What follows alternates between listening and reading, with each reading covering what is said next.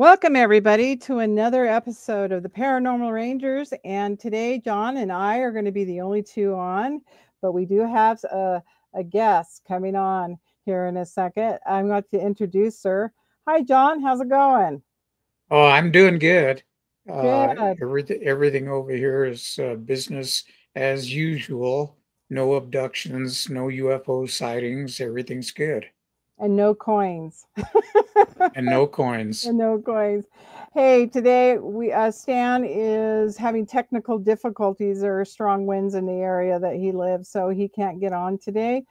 So he made himself an excuse not to be on the show today, but we have somebody coming on, and her name is Mindy Tautfest. She's a published author, speaker, television personality, and the curator of the Hayden C. Hewes International UFO Bureau, which was founded in Oklahoma City in 1957. And she is going to talk about that organization, and also this is the board members, and I happen to be on one of the boards. We are so proud to have her on our show. I want to welcome Mindy Tautfest. Hi, Mindy. Hello. Thank you guys for having me. And Michelle, you look beautiful as always, but it's so wonderful to see that top row of us women there representing the Bureau. Yes. And, oh, it warms my heart. And I wanted to also add in that Mr. John Dover here is over all of the indigenous reports that are coming in to the Bureau as well. So both of you are just huge, huge people in my eyes.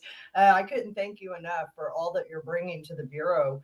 And just as we rebuild it and relaunch it from what Hayden originally put together back in 1957, I think he would be proud of what we've done. Well, thank you, Mindy. You have resurrected something that's been needed, to capture stories and databases of people's understanding of the UFO world and to share in a safe place. And I think that's why you started this organization, so that we had a safe place to bring the stories to and archive them. And if you would like to tell a little bit about some of the famous people that you've investigated through that Bureau, I'll give you the mic. Okay. Well, I'll back up just a bit and give a little bit of history on the Bureau, if you don't mind. Sure. It was started, like I said, it was started by Hayden Hewes back in 57. And he was actually a teenager at the time. He was like 14 or so. And he had written a letter to the premier of Russia at the time. This was during the Cold War. He wrote straight to Russia. He had found that they had sent probes up and that they had taken pictures of the backside of the moon. And so it was Nikita, and I always say his name wrong, Khrushchev, that that he wrote to. And my husband's probably over there shaking his head at me because of his heritage. But so he wrote to him, and surprisingly enough, Nikita wrote back to him and sent him a thing. I still have the original letter and the original envelope that he sent to Hayden. Well, of course, this piqued the FBI's interest, and he had a knock at the door by what he thought was the Men in Black. And his mother opened the door, and they were like, "We need to speak to Hayden Hewes." And she's like, "My 14-year-old?" And they said, "Yeah, if he was sending letters over to Russia, we definitely need to speak to him." And so he did. He had a meeting with the FBI / Men in Black, or whoever this was that came to visit him. And it really spurred his interest from then on, the rest of his life. And so he and a high school friend actually started the International UFO Bureau as teenagers. And they would write to people and ask them, astronauts and stuff, what's your thoughts on UFOs? And these people would write back to him. Sometimes they'd write back and say, "Buzz off, kid. We don't have anything to say to you." But 9 times out of 10, they would actually respond and just say, "I don't have any thoughts on it," or they would actually, share their in-depth thoughts. And so he got some very amazing things. He got, I'm trying to think of the astronaut's name, and it's blanking on me, right? Edgar Mitchell. Before he even had his big transformative event where he went into consciousness studies after that. But this was prior to it. And he said, no, I don't really believe in UFOs. And so that's just one of many that's within his archives. So as we were going through it, funny enough, everything just started interweaving for me. I had received a case whenever I was back with another organization of a schoolyard encounter that happened in 1975. And I can go into that here in a bit. But it happened in Hartshorn, Oklahoma. And come to find out, Hayden had been investigating Hartshorn since the 1950s. He was out there in the 1950s, 60s, 70s, working in conjunction with several of the locals and recording all of these mass sightings. And this is just a small town of 2,000 people. It's remained unchanged for, the last 60, 70 years. I think the official population is 2001, and it was in the 60s, and it is today. So, just so people out there know, in a historical context, back in those days, there was no internet, there were no cell phones, there were no computers, and if you wanted to keep in touch with people, you sent a letter with a stamp on it. Of course, the stamps were only what, 2 or 3 cents a stamp. But that's how you had to do it, and you had to wait a week before they got it, and then they would answer you, and it would take another week to get back. And it would drive me crazy. Yeah, so just so everybody knows, because people don't even know how to dial an old school phone anymore or read an analog clock. So it was very different back then. It was. Thank you, John. And it wasn't even on computers. It was on old school typewriters, and what was it? The dot matrix that you would actually print things out. And so there's all kinds of stuff from the different eras that we've gone through relating back to all of these different investigations. So it's pretty cool. I know now whenever I send a letter via email, that I even have a deal on there that sends us a read receipt. So I know if someone's opened it, and, I can expect that they're probably going to respond back pretty quickly. And to not know if your letter actually arrived where it was supposed to go, and if that person's ever going to write back. But in doing that old way, we have all of those original letters, and he kept copies of everything he sent and everything he received.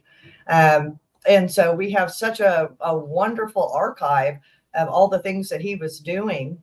Are you having troubles, John? No, I was just reading the comment thing. Oh, okay. What was it? Oh, no, I was just rearranging my screen and making it larger. I was just making sure I wasn't babbling over someone's question. Anyways, so we have all of those in the archives. And what's so cool about that is we can transfer that now over into the digital age. Now that we can make it all digital, we can pull the information from all of those letters and all those forms and make it searchable. So that's what we're in the process of doing with the archive now, is making it searchable. So if there's one thing in particular someone wants to look up, they can look up all of it. And I know that whenever I was going through it physically and trying to sort it, there was a big file on Aurora, which I know Jim Mars was very involved in that investigation down in Texas, because it's right outside of Dallas. And Hayden was actually down there with him in the 70s and investigating. They did some testing of the well water. They located the original burial plot where it was said that a person not of this world was buried. So there were different things that he was able to document back then. And I just, in sifting through the files, I was able to put together a file on it and share that with Daniel Allen Jones, who has now taken over Jim Mars's archive. And so he has access to all of Hayden's notes from that. And I'm hoping that that'll help him in his research for that one particular case. But that's the goal, is to get these important documents into the hands of researchers that are trying to put all the different pieces of the puzzle together, and especially in their specific things that they are focusing on. That's the only way we're going to get better answers. You know, I love the fact that these are very sensitive documents that have come down through history, and we sometimes don't go back to the past. And for you to archive such wonderful material that has been given to you by the collection of him going out there and doing the field work, the investigation, that's what John is up to with the Native American communities out there investigating people's story and encouraging them to share the story and put them in a safe archive. And that's pretty much what the special projects for the indigenous side of things. So John, would you like to share something? Yeah, one of the things that I was going to mention is that in doing an investigation, there's a way to do it. And we used to take the federal route on writing our reports. So all our reports are double spaced. They're written in third person. So you don't say, I did this, I did that. It's Jonathan Dover did this, because the person reading the report may not know who I is. And then it's broken down into, synopsis, narrative. You have all your witnesses, what they can attest to. All the names in the report are bolded, so you can find them easily, and you double space it so that your prosecutor has room to write notes in. Now, about the notes, and it's really important to understand that when you do an investigation, I usually carry a blank small notebook, and I'll write my notes and details in that notebook and then transfer what I think is relevant to the report. When I put the case file in, the notebook goes with it. So don't write your girlfriend's names and phone numbers and other things, because in a court system, that's discoverable. And you don't want the jury to be seeing all your little doodles on the side. But notes can be extremely valuable, because a lot of times, to streamline the report, they'll leave some of those notes out. And to get those original notes is like a gold mine to future investigators. So my recommendation is keep some notes, put it in with the file, and hang on to it. Absolutely. Well, and that's what we're trying to do with our database, is make a place where we can put all of those notes together, and make it to where it, again, is searchable. And we have different fields that are kind of required and kind of highlighted for each different type of case that we'll be investigating. And right now we're working on the back end on our report intake to make it extremely simplified, where someone can report a UFO in 2 minutes and just go, and click the boxes. And then we have enough information to begin our investigation, and then be able to identify whether it is a misidentification or if it remains unknown after our certain amount of checks that we normally do. And so we have the basic UFOs, and of course we have like the cattle mutilations and the crop circles and abductions. Those are things different. They involve different types of things that we need to ask the witness or the experiencer.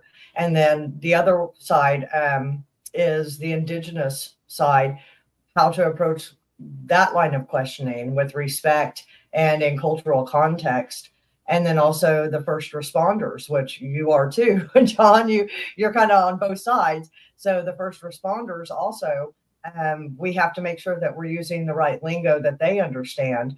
I come from a nursing background, so being an ICU nurse, I could help you, on the medical side, but I don't know what exactly to ask on the first responder side. So we have people like yourself. We have Master Sergeant Dustin Hendricks from here in Oklahoma City. We have the UAPPD with Mary Ann, Rob, and Dave Rich that are helping out on that side. So we've really been very fortunate in bringing together some of the best people in the field to come together, share their knowledge, and be able to discuss things from, okay, well, this is what we're seeing in the Indigenous side. This is what we're seeing over on the first responder side. And I think that what we're going to see is kind of goes along with the Bureau motto is understanding the past, which is our archives, and understanding what was put in there. Eliminating the past, understanding the present, and then guiding the future. So if we can all come together to get a better understanding of what's truly transpiring today and how that has changed from what has happened in the past, which a lot of that largely is going to come from the Indigenous stories, your traditional stories that are out there, that we can bring that better understanding to what's happening today, and then be able to help inform the first responders and how to respond to mass sighting events. It's only a matter of time. And that ties back into, again, Hartshorn and the 1965 flap that happened here across the central U.S. First responders didn't know how to respond to it. Hayden Hewes was actually out there with the police and watching these things. And how do you prevent mass panic? Would that even be a factor in today's society? Or are people going to get like, that's probably drones, not even give it a second thought? Those are the things we need to start to understand, because like I said, it's only a matter of time before there's another mass event where there are multiple thousands of people that are seeing something, and we need to know how to respond appropriately. Yeah, you had gone on season 19, I do believe, episode 5 of Ancient Aliens, and you spoke about the event. And could you kind of elaborate a little bit of what you said on that show? Well, yeah, I could elaborate a whole lot more. Yeah. Hartshorn, Oklahoma. So like I had said, the original report that came in was through an organization I worked with before. And even after closing out that case for them, the witnesses stayed in contact with me. The family members of this case stayed in contact with me. And so this has been an ongoing investigation for nearly 5 years for me. And of course, it tied right back into Hayden Hewes. That's how I actually found his archive. Was looking up more about the history of Hartshorn, came across Hayden Hewes, and then here's this gold mine of information that would have been lost to time. And thankfully, his widow was kind enough to gift that to me and to entrust me with restarting the Bureau. So the original Hartshorn report that came in that I described on Ancient Aliens was a schoolyard encounter that happened in 1975. And it was a group of, I want to say 18, 19 kids. And that included 2 adults. The people that owned the school, it was like a boarding school of sorts. So 11 of the kids belonged to the Buchanan family. The mother and father had started it. They had started multiple schools in different locations. But the one in southeastern Oklahoma, they had bought 6,000 acres out there in just kind of the foothills of the Ozarks, and had a ranch, operating ranch going on there. And like I said, 11 of the kids were their own, were the Buchanan children, and they spanned from 16 down to newborn. Then there were a couple of sibling groups that had moved in as well and were living there and going to school there. So the kids lived there, they worked on the ranch, and they went to school there. So it was all kind of self-contained.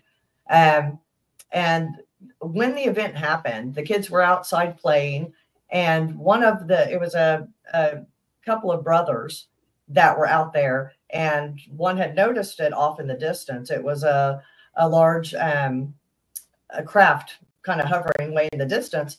And as they saw it getting closer and closer, they saw that it was a saucer, and it was silver, and it had lights rotating around the center of it. And this was over the course of a couple of hours that it took to move in closer and closer to them. So this wasn't something that just flew by quickly. They were watching it, and all the other kids were starting to take notice, and they're getting excited. And they go in and they tell the Buchanan mother and the teacher, which the teacher was only 18. So she was pretty much just a kid herself. But they came out, saw the kids, you know, really excited. And they were standing there, and about 60 feet away from them, there was a tree, and they were watching it. It hovered right over that group of trees right in front of them, not too far off the ground, and it was silent. And one of the oldest Buchanan boy, his name was Cliff, he climbed up on top of the schoolhouse and aimed his rifle at the UFO because he was scared, and he was trying to protect the women and children. So the way it was laid out, he was in behind, the women and children were in front of him down on the ground, and then the UFO was in front of them. So he was aiming over the women and children at this thing. Well, as soon as he did, they said that it flipped up onto its side. It made kind of a vacuum noise, flipped up on its side, and then it shot off to the direction of where they had the sawmill on that property. And then Cliff said that he saw it kind of land back down. The kids were freaked out. So the adults rounded them up, got them inside the schoolhouse, and shut the door. And Cliff actually started boarding up the windows and doors, and he was standing guard with his rifle. And the teacher, when I interviewed her, she said that the kids were actually hiding under the beds. She was having to pull them out and kind of console them. And they all slept in the living room that night. Well, she said sometime during the middle of the night, everything fell silent. Mm-hmm. And that's when she knew it was over. The kids had been peeking out the window, and they kept saying that they were seeing entities out there. And when she would ask them to describe what it looked like, they just said that it kept changing. And so, you know, in our language, it would be some kind of shape-shifting entity that they were seeing. And after everything went silent, it was kind of like that Oz effect. Then everything quit. That next morning they got up, and the kids all remember packing sack lunches to go on a field trip. So the teacher actually got them out sandwiches and chips, and, you know, gave them their brown bags and an apple, and they went up and looked for the UFO. Well, when they got up there, it was gone, and they didn't really see anything around that area. So they decided, okay, well, let's walk back. And they said it was about a mile or so away, but that was still on their land. That's how much land they had. So they walked back. The teacher went to the outdoor meat locker to get some of the frozen meat out to prepare for dinner. And when she opened it up, all the meat was gone. And she said there was about 2 sides of beef in there. So by that evening, Mr. Buchanan, I know. I think this is the only case I've ever heard of, you know, processed beef being missing. So when Mr. Buchanan came home that night, she told him, and they went to look the next day. The meat had been returned, and he said, "No way in heck are you using that." So he actually took it out in the middle of the field and burned it. And the kids remember eating a lot of oatmeal that week because they had burned up all of the meat. But the thing that got me on that, and that's pretty much the gist of the schoolyard encounter. But like I said, it led into so many other avenues that we're looking into. That this is just an ongoing case. I don't know if we'll ever be able to resolve it. The oldest boy, Clifton, was actually found murdered there a few years later. The Buchanan family moved on, and they moved down to Texas. And this is stuff that I haven't released yet, but it's upcoming. And the Buchanan family, I've spoken with them, and they've been very gracious. His murder remains unsolved. And so that's one aspect that I've been working with someone trying to look into it and get some answers for their family. I don't know if it's tied into the UFO thing or not, because the Buchanan family, they shut down the schoolhouse that next year, and most of them moved back. But since Cliff was the oldest, he stayed behind to kind of care for the cattle and everything that was there. But yeah, unfortunately, they found him murdered. And I would really love to see justice for this family and to get some answers for them, because it's been 40 years or so since this has all transpired. And in the mix of all this, the sightings continue out there in Hartshorn. They started back in the 50s, and they're still going on today. And I've been out there a couple of times over the last couple of years. I was out there 2 weeks ago, and there was a gentleman down by the local lake fishing. Hey, you ever see anything out here? And he goes, oh yeah, every night we see them. They come up over this little hill and they buzz around and then they take off. It's no secret here.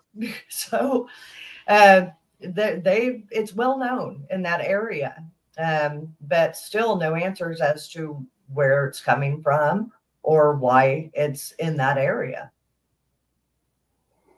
Were there any cases of abduction pronounced with any of those kids for going further on into their lives? I mean, it sounds to me like the possibility of them coming back, there's something there for them. You know, I asked that whenever I was doing the interviews with them, and there were only a handful of the kids that I was able to actually contact. The ones that I did speak with, they haven't had any ongoing abductions. So I don't know if they were just witness to an event that was going on because of the location, and it didn't really have anything to do with them. But it still was quite frightening for them. And all of them recall pretty much the same story, even though they hadn't had contact throughout all of those years. They remember, and especially the teacher. She had a lot to put in, and she's a respected doctor today. And she remembers everything about it from more of an adult perspective.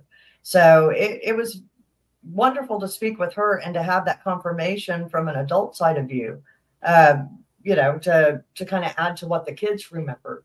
So, and it confirmed everything they said.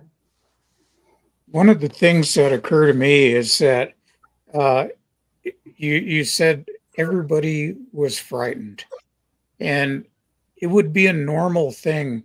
Because back in those days, in the 50s and the early 60s, every movie that came out was about aliens coming to conquer us. They're coming to destroy us. You know, you have War of the Worlds, you have radio shows that were very similar. And you know, at the time, there was the communist menace. And so the aliens kind of take the place of other powers or other world leaders trying to dominate the world and spread their ideology.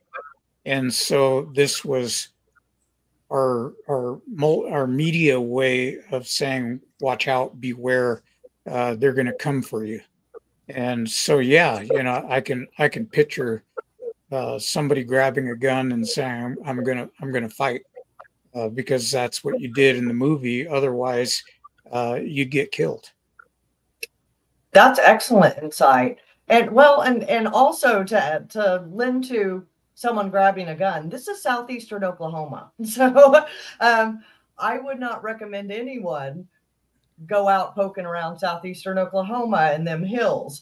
It's not a welcoming place. You know, people are nice enough during the day, but you don't go wandering off in the backwoods if you don't know someone there. It's not the place to be, honestly. It is a dangerous thing. That's a really good PSA.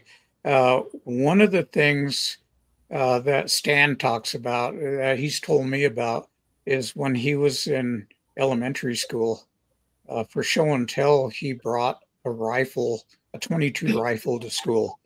And everybody went, ooh, ah, you know, that would be unheard of today. But he grew up in Tahlequah, Oklahoma. And he said carrying a rifle, you know, back in those days was nothing. Everybody had for a one. kid. Yeah. And I know that I don't even want to get into that side of things, but yes, that's very much eastern and especially southeastern Oklahoma. And I say that with love because my own father lives down in that area. So I'm some of those hill folk, but yeah, it's not a good place to just go poking around and asking about UFOs if you don't know someone there. But we're still looking into it. The tie back to Hayden back in the 60s with there was a woman named Alta Claire Morgan that lived there. And she actually had been one of the very first people to have a sighting back during that major flap that happened from July 1st or July 31st through August 2nd of 1965. Alticlair had reported a UFO on July 26th, so a few days before, and had written into Hayden at the Bureau and said, look, I was up close and personal with this UFO, and I know that they're real, and I'm seeing them almost every night now. And so she actually had joined the Bureau and started writing for him. And so there was an interplanetary intelligence report that he put out, and there were several articles by Alticlair Morgan in there. She actually had started, she was the wife of the postmaster there in town, and she had started having sky watches there at her home. And actually, a couple of years ago when I was out there, I was invited to come over to her granddaughters, who now owns Alticlair's old house, and have a big sky watch like they used to back in the 60s. So it was such a really cool thing to be able to take part in that, just like they were doing so many years ago. But Alticlair had recorded, I think over like a 5-month period, she had recorded 110 sightings out of a town of 2,000 people. And I mean, that's significant. Significant, because I know how many reports came in across the entire state of Oklahoma year after year after year with other organizations. And it wasn't 110. And this was just in one town in 5 months. So that's saying a lot. But that it goes back to that kicking off that massive flap, which a lot of people don't even know about. That happened there in 65, but it included the Tulsa Boy Scout photo, which was investigated by the Bureau and by Hayden back then. And then it was picked up by Project Blue Book and investigated.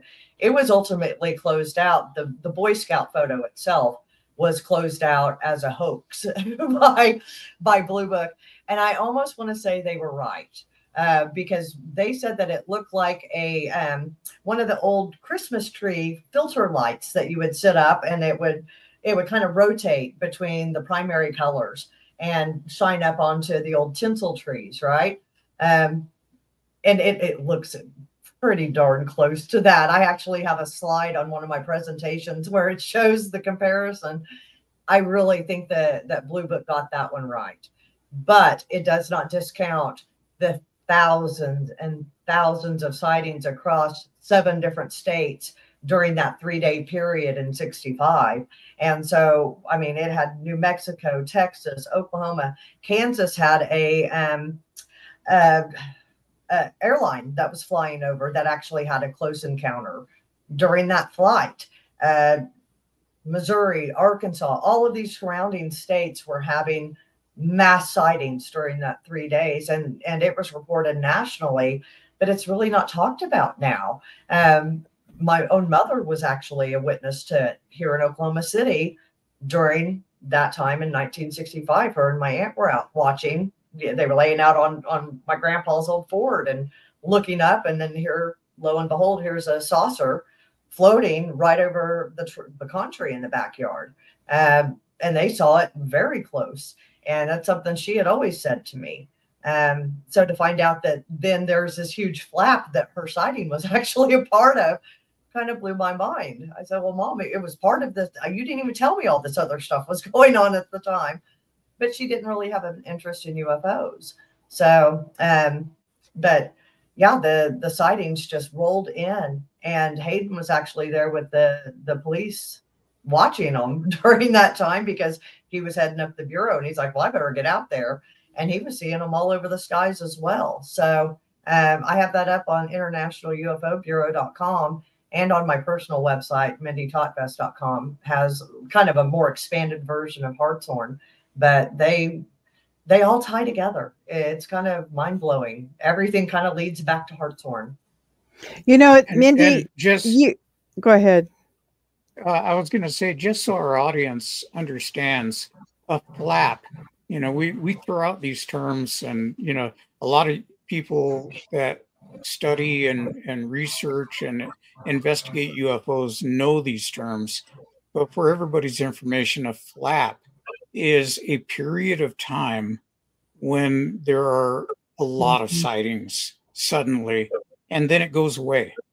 And during our time investigating up on the Navajo reservation, we saw flaps occur where things would be quiet for sometimes months. And then all of a sudden you had a whole rash of UFO sightings or even Bigfoot sightings. And then it would trickle off and then go away again.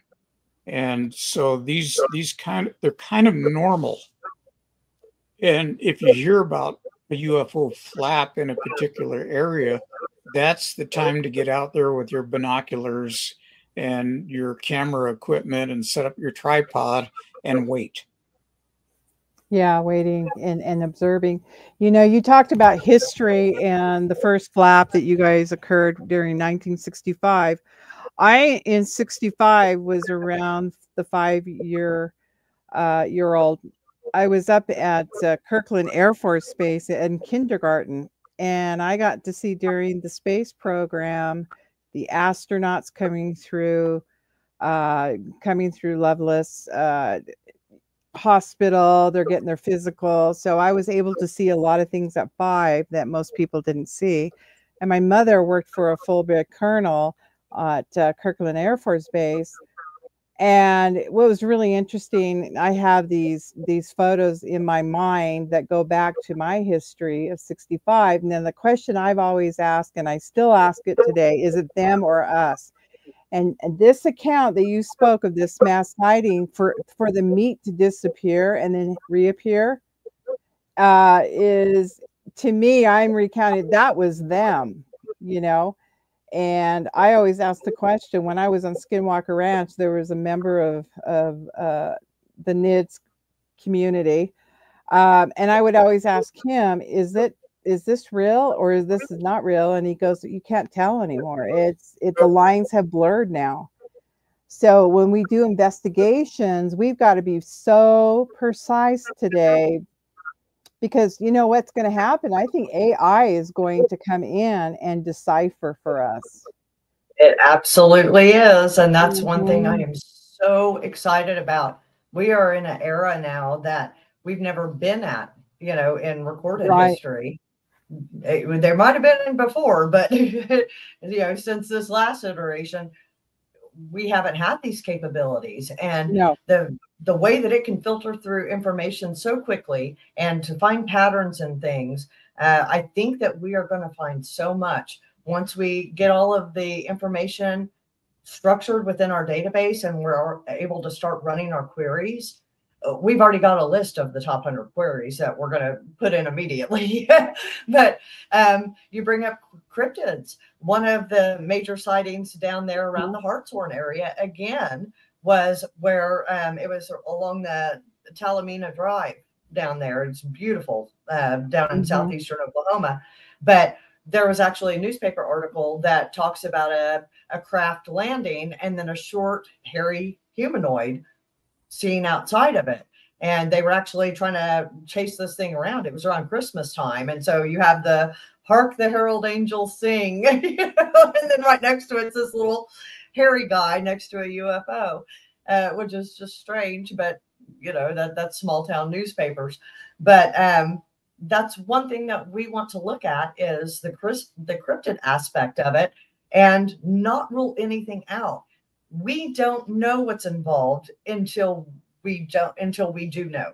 And so to cut out any part of it until we can gather the information and see if there really is a correlation, which we know correlation doesn't equal causation or vice versa. You know, we've got to take in all the information and see what it tells us, not what we want it to tell us. If that makes sense. Yeah, interpretation of our own minds. So what we experience from our experiences, we can interpret based on what we think it is. But I think we're getting so precise. And John will tell you, in his law enforcement years, they had to be very factual. And I think we're getting to coming to that era of facts. And I think, like I said, the lines will be very blurred, and there are correlations. Dr. Segala and I, when we put our MUPA's program out there, we're finding correlations to the individual, not the environment. So that's a whole different subject that we can talk about. But You know, I find it interesting. Let's talk about the 65 flap? No, we just did. What was the other one? Yeah. I'd Yeah, like to touch on what you were just touch on, talking about with the experiencers, because that's another whole piece of the puzzle. Is there is such a really a ridiculous factor to some of the stories that experiencers come forward with. One of the most ridiculous ones that I've heard is from one of my very best friends, Terry Lynn Kill. Yeah. And I know the woman is Terry. not a liar. I know what she said she saw and she experienced is absolutely what she saw and what she experienced. And so we have to learn to take what these experiencers are telling us at face value and learn from them. We can't come in with our own preconceived notions or what we think is right. We have to listen to them and again, hear what they're telling us and understand from their point of view. Me being a near-death experiencer, I understand the trauma that goes along with encounters where you are taken out of your environment, literally taken out of your body, or you are around non-human intelligence that you can't identify. I'm not an abductee, but I've had similar encounters and I know how strange mind sounds. And I know that I was put down quite a bit because I didn't have the traditional NDE that most Christians would have. And coming from a Christian background, I was ridiculed. And I still am, but there's my book, Dying to Meet Them. Thank you. But because I ended up in the void is what I've now come to find that it was, I got ridiculed quite a bit because I wasn't welcomed by Jesus and I didn't immediately go into the light. You know, I didn't have any of that.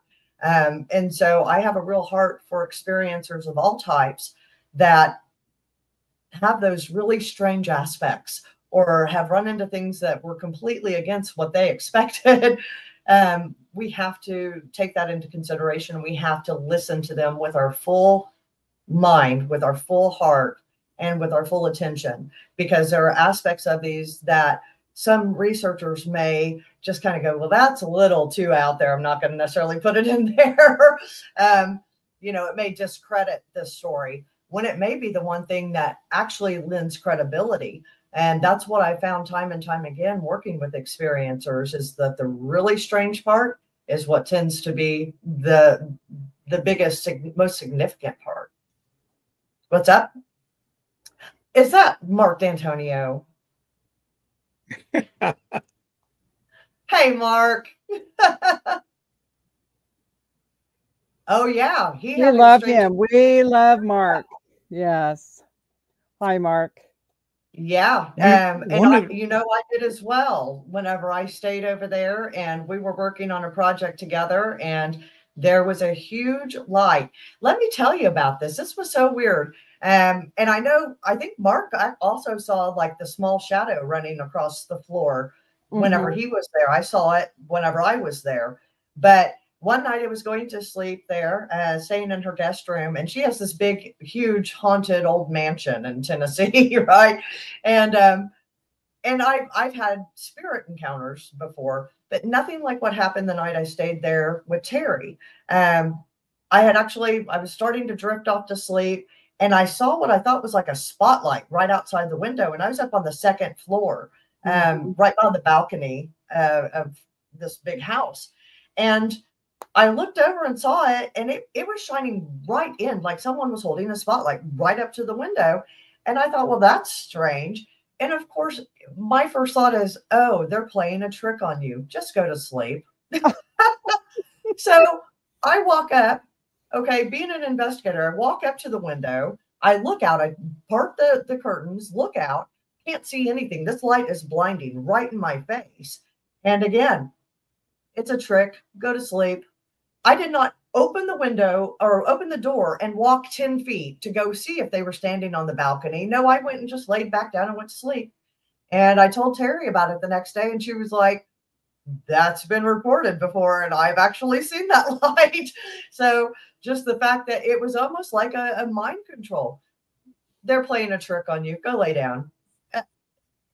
Me being as nosy as I am, I would never, but in my right mind, I would be out there on that balcony trying to figure out what it was. And instead, I listened to the voice and went and laid back down. So I'll never know what exactly that bright light was. But yeah, I know that several, including Mark, have had encounters there at her home. You know, it's really interesting. We all are experiencers here. I had a craft shine a light down on me down in southern Utah. That's a longer story, but we've all had these experiences, and we don't want to say anything because we think we're going to get ridiculed. And yet there's a commonality with all of us. We've seen lights, we've seen orbs, we've seen all kinds of things, correlations, the cryptids, Bigfoot, whatever you want to call it. There seems to be a correlation to these experiences that we continue to have them. I know that John continues to have them, and Stan continues to have them. John, would you like to share something? For me, and I'm going to tell you something about me that I've never told anyone except for my sister. And I can remember we used to live on Temple Street, downtown Los Angeles, right near Glendale Avenue, just up the hill. The place is gone now. It was an old house built back in 1898. And it was a 2-story, so they divided it and made 2 apartments. And I remember at maybe 7 years old, being out, we were playing all the time. We're kids. Kids go out and play. And we're playing, and there are sunflower plants in the yard. And these sunflowers, I don't know if you realize this, but they get actually huge, 15-inch diameter sunflowers with all the seeds in them. And both of us distinctly remember seeing a huge butterfly that landed on a sunflower. And this butterfly was so big, its wings covered the whole sunflower. Now, wow, back in those days, we just went, wow, that's cool, Never saw a butterfly that big. And I was all into bugs back then. I used to catch bugs all the time. And so that caught my attention. Years later, I think in 2006, my sister actually mentioned, do you remember that butterfly? And I said, yeah. And she says, I remember it, but I don't remember what it looked like, or, it's kind of fuzzy. And I told her, I says, it was a tiger swallow. It was yellow and black. And come to find out later that could be termed a screenshot memory, where you're seeing something, but it's presenting itself as something innocuous that freak out and just go crazy about. You won't get fearful. And they'll come to you as different types of animals, rabbits, whatever. I had one where a 3.5 to 4 foot rabbit showed up in somebody's yard, and there was evidence of it. And so, that stuck with me. I remember that, and come to find out later, one of my nephews is actually an entomologist, has his degree from Cornell University. And he basically says that bugs do not get that big. There's no way it could get that big. So, but just that incident, I remember it distinctly.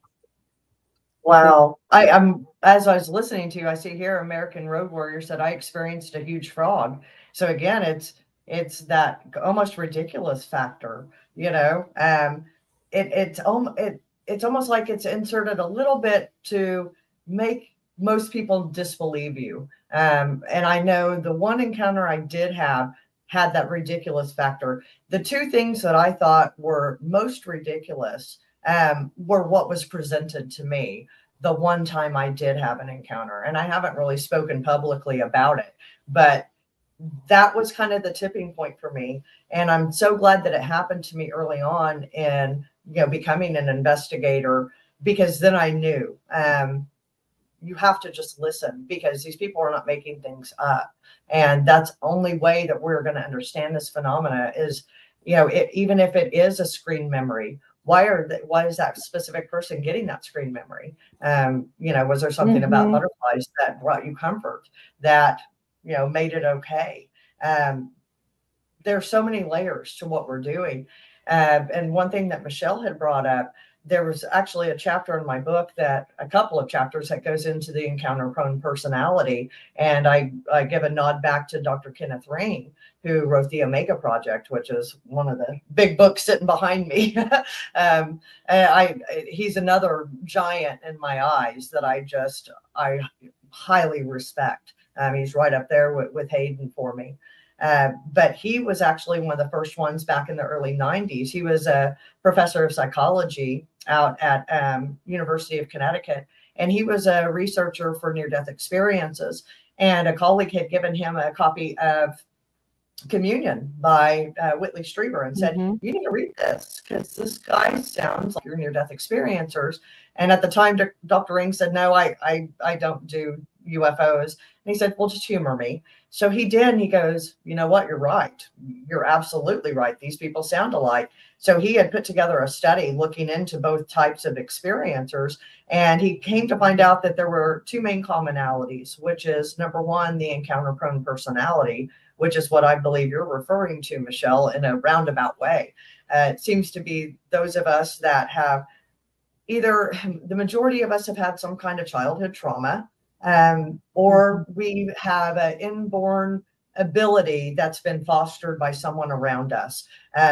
And we've learned how to dissociate to the point of excluding the environment around us. So we are completely immersed in an alternate reality, and we're able to send our consciousness to connect with entities in this other realm. And so it tends to be with those of us that are experiencers. We have learned at a very early age of how to do that and to put our minds in contact with it. So for me, it was a lot of spirit encounters, shadow beings, you know, things of that sort, until the near-death experience. And then I started seeing lights in the sky and stuff. So it kind of morphs, but I think that it remains consistent throughout most types of experiencers. They've had some kind of event in their life where they've learned how to dissociate to that point. And one of the things Dr. Ring did was he differentiated between people that were fantasy prone and people that were encounter prone. So the people that were encounter prone were found to not score high at all on the fantasy side of things. We weren't making up things, you know, and living in kind of a, you know, a make-believe realm. We were connecting with something. So there was two very different outcomes for those two types. What's up, John? We are just about out of time, and man, we didn't even scratch the surface. We've got to have you back for a part 2. And absolutely. Well, actually, we do. We have her scheduled in May, and we're looking for a upcoming rebill from Mindy and the organization from the International. I think I'll be largely silent during that interview, though. Yeah, yeah. Well, yeah, because there's another special guest coming on with you, right? And yes. So, Dawn, you hit it on the button, but you know, everybody, we appreciate you being on our show. We didn't even scratch the surface of. Because we have these conversations with one another and we share our experiences. But I want to do a shout out to Mark D'Antonio. We would love to have you on this show as well. We're all acquainted with you. Get in touch with either John or me, and I'd love to have you on too. And but Mindy, we appreciate you being on our show today. I wish we could go longer, but you know how it is with schedules. And well, I know how we are. But behind the scenes, we stay on the phone for 2 and 3 hours. Yes, we multiple do. times a week. So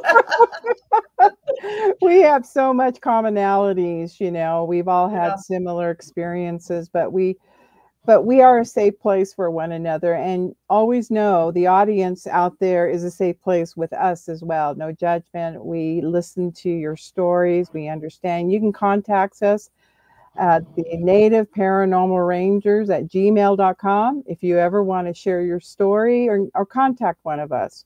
We appreciate everyone being here, and have a great day, everybody. Okay. Thank you, Michelle. Thank you, John.